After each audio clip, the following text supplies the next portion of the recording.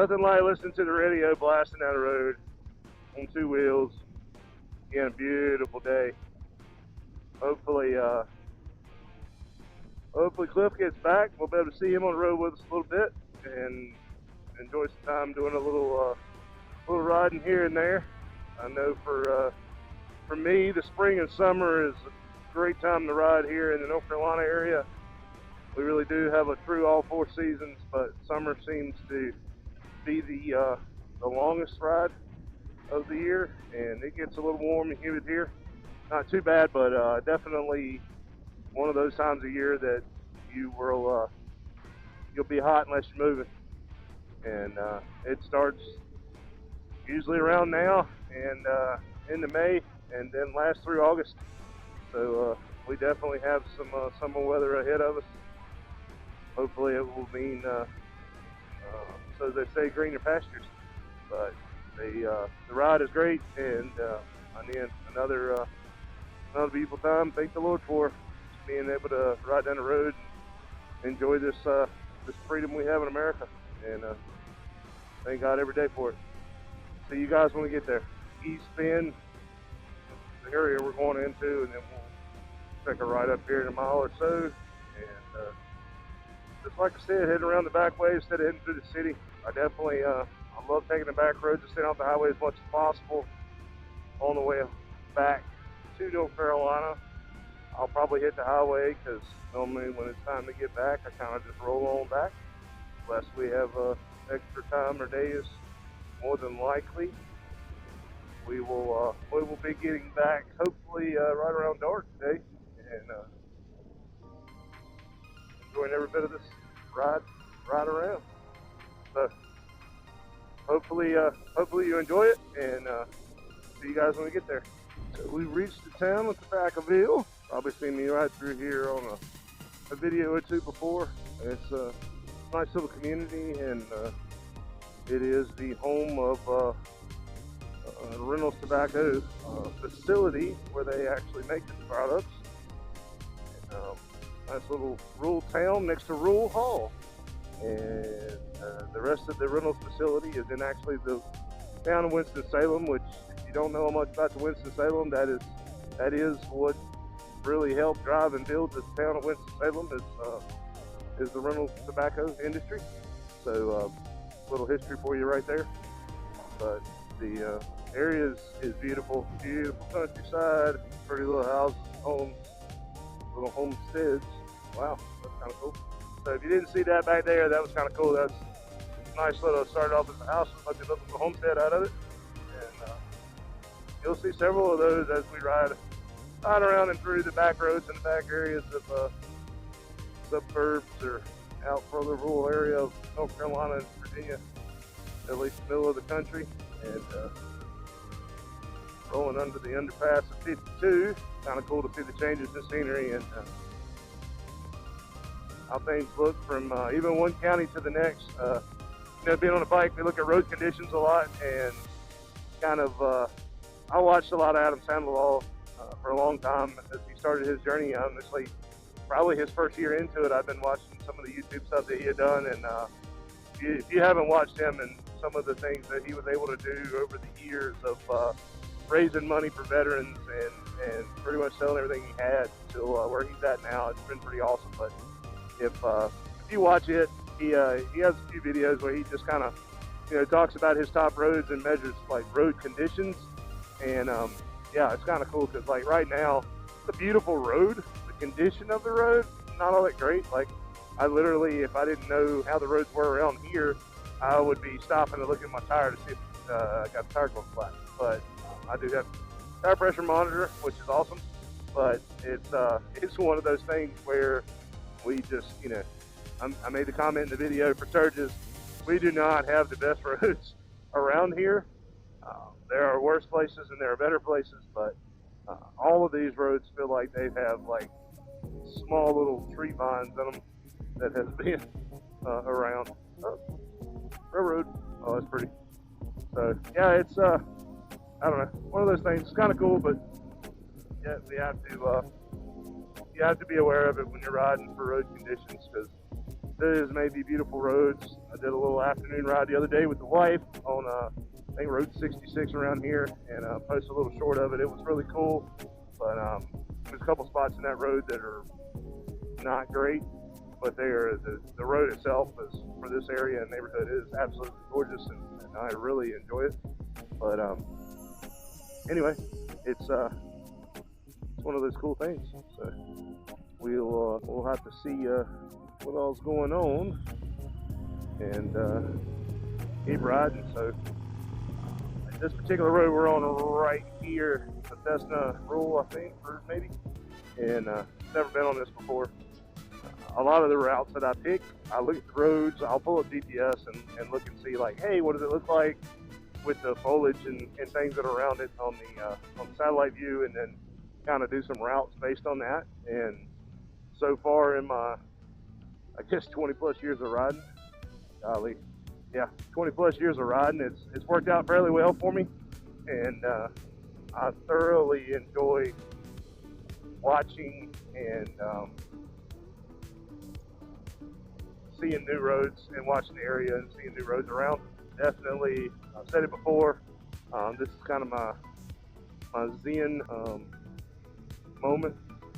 I'm assuming this is close to where the possible data center will be coming in, because the amount of no data center signs you've seen coming up that road is crazy. So not really in my mind any kind of political statement, but either you're for it or not. Having a data center in your area does, of course, drain power. It drains several things. My personal opinion is they ought to have a way to produce your own electricity so that you're not pulling off the grid for it. That way it doesn't cause power and things to move up for an area that maybe can or can't sustain it. Flip side, data centers are kind of the wave of the future. If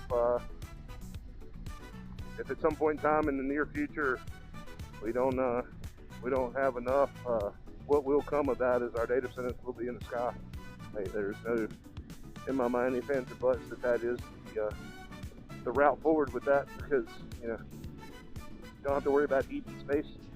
You can beam satellite straight down, which causes its own problems of being able to get data. But anyway, my little tangent on the data centers and things. I don't think if you can not put them around cities and towns that bother people, I would definitely say that that's the way to go, because they do produce sound, noise, heat, a drain on the electric grid. Those are all the negatives. The world is running and continues to run and will continue to run on data centers, especially with as AI grows. It's just, it is what it is. We're going to be left behind or get in the front. There's no middle ground with this. So it's just kind of the way I see it. But that's just my opinion, and as everybody sits on their butt quack, everybody has one. So anyway, a little back and forth on that, and we'll see you guys when we get there.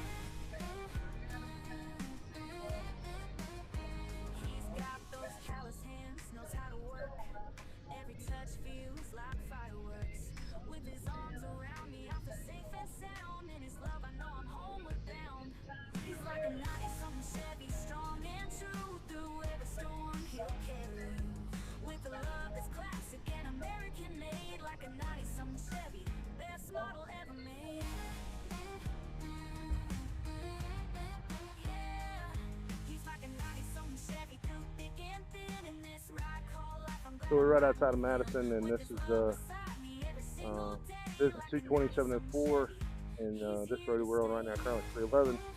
About a mile up here, we will stroll off to 220 towards Stoneville, and keep heading north, trying to stay off the main highways as much as possible, while still making it a couple hour ride to Virginia. Normally I could do it in about an hour and 5 minutes, but this is going to be about 2 hours and 15 minutes on this route that I'm taking, and hopefully we'll be able to have a good time. It's right there. And this is the parts of the Dan River, or access there to it. And you might be able to see a little bit of it over there to your right. Runs to Virginia and North Carolina, and we'll see it again when we get to Virginia. But another beautiful ride.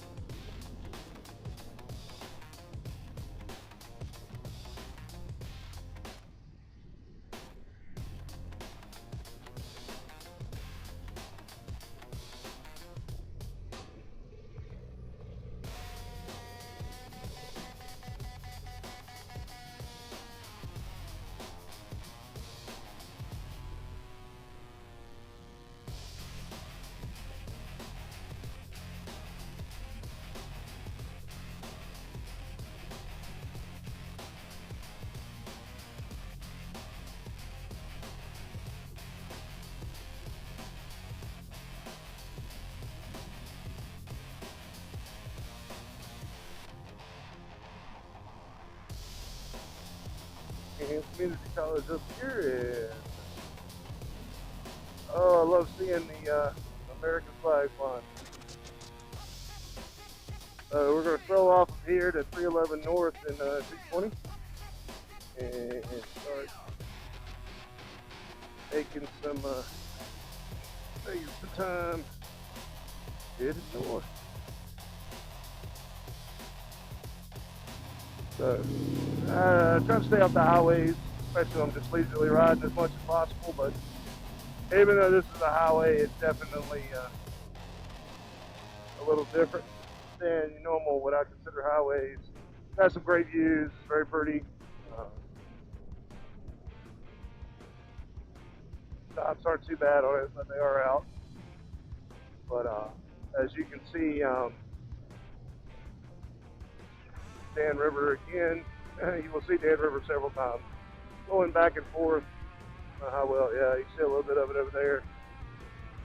Dan River's I call it the feast or famine river. It definitely, it's pretty when it wants to be, but man, after a rain, it is muddy, nasty looking.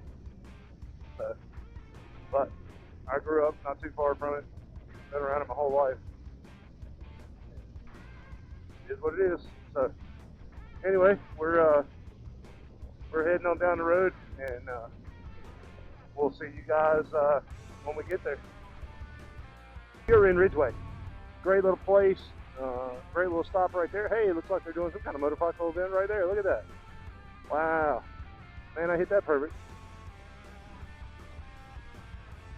Ironclad house, man, I missed that one.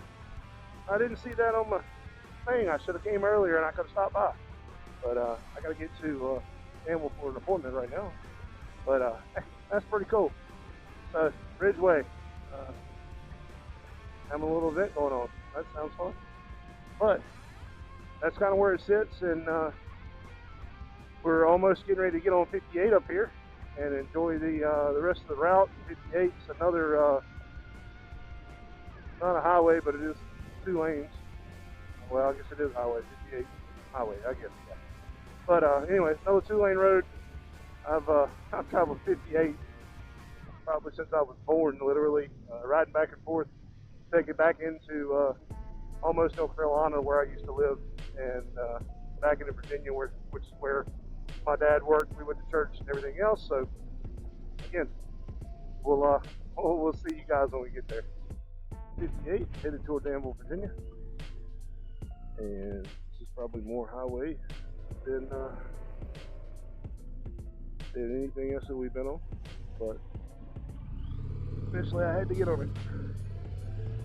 Not a bad road, not a bad route.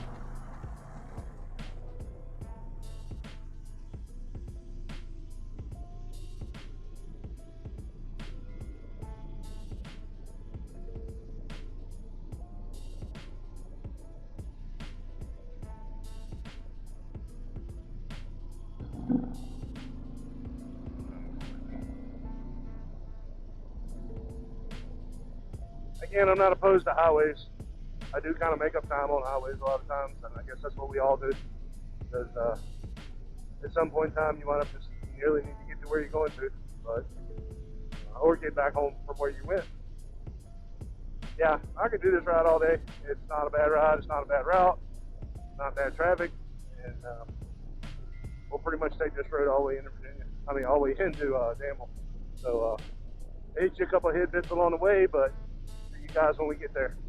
Smith River off 58 next to the soccer complex that's up here, and it's huge. Yeah, look at that. So this is the Smith River Sports Complex, and it has grown year after year, it seems like, from when I was up here living up this way before.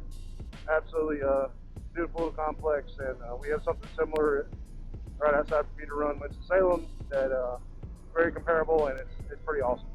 But thought I'd just slide that in so you guys can see it. But heading up 58 on the way to Danville, Virginia, and we'll see you guys when we get there.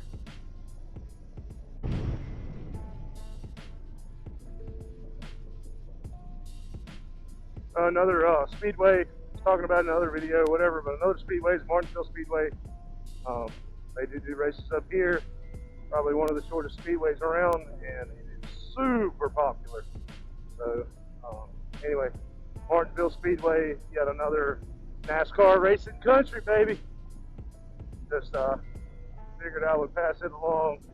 It definitely it racks in a bunch of traffic and a bunch of business when it's in full swing for the 4 days usually surrounding that Sunday race to Friday night at the trucks. Saturday is qualifying, and Sunday is race day. They stay rolling. So anyway, that's how the cookie crumbles. But see you guys when we get there. County, that's where City of Danville resides in, and still heading down 58. Another glorious afternoon. Again, we're in the mid 80s, and it's just perfect riding weather. Other than all the pollen that's out. Again, another reason to wear a full face helmet is to help combat some of that hitting you, as well as like a bug just nailed me, and I went right in the helmet. So yeah, that's funny, but not while I'm saying this. But yeah, those kinds of things, it definitely helps. Seen a couple different groups of riders heading down the road, and we'll swing right by the Harley dealership coming into town. Thunder Road Harley Davidson, Danville, Virginia, is the local Harley shop here, and Gibson Cycles is also here. Off the top of my head, that's the only two shops I know of. Gibson is a privately owned shop, and his brother used to work with me here in Danville, and they started that shop from nothing and has grown it tremendously. They do a great job of giving back to the community. The Harley shop, since it has changed hands, has done the same. They really do a great job here of giving back to the needs and things of the town, of people, not just the town, the people in the town. Another organization called Eagle Riders. They do the same. Hope Riders, another organization in town. They all can't speak highly enough of the groups that I know of, that I grew up kind of riding with here in Danville, that have done a great job of helping the local town and local community. So if you're in the Danville surrounding area, Gibson Cycles, Thunder Road Harley Davidson, great shops to get some work done on your bikes. 58 heads into Danville, and we're right here on the outskirts of the city limits. There's L&M Fine Arms, which I have visited often in my time living in Virginia. It's a great little gun shop. Really a great little area out here on the outskirts of Westover and Berry Hill. Berry Hill's another good little road right into Eden. Again, just a cool little area. I'm gonna take a little bit of a longer route. Normally I would cut over up here, but take a little longer route so I can ride by the Harley shop up here and let you guys kind of see where that's at, so that maybe you can hit it on one of your destinations if you're headed up towards Danville. There's a couple good places to eat, and if you live anywhere around here and your rock's not been in the sand, you know that there's a casino in Danville that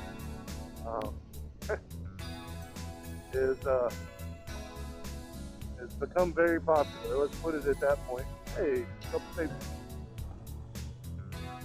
So as you can see, there's the Harley shop in Danville. Looks like they had a little get together today, which doesn't surprise me. Nice bikes out there.